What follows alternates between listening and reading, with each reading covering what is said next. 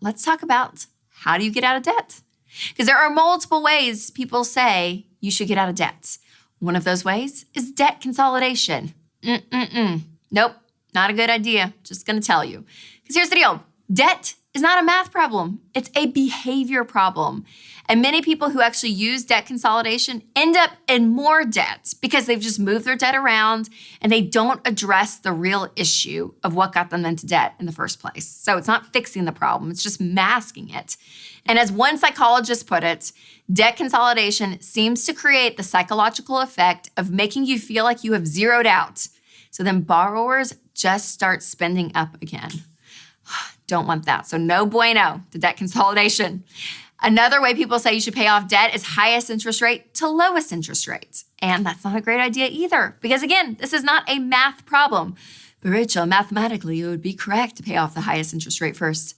Yes, but if we were doing math, we wouldn't be in credit card debt, people, okay? So it's not a math issue.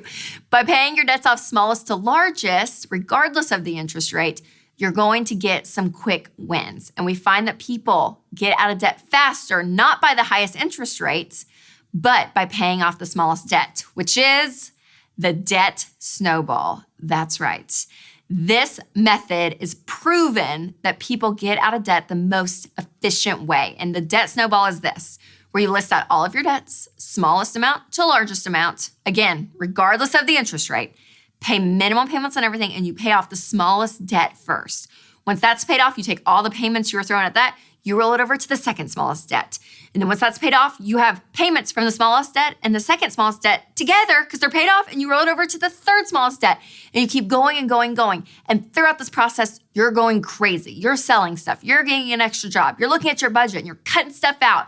I mean, you are making sacrifices through this process, because you will find that the deeper you are willing to sacrifice your lifestyle, the faster you will be out of debt. So I want you to be intense. Actually, I want you to be gazelle intense.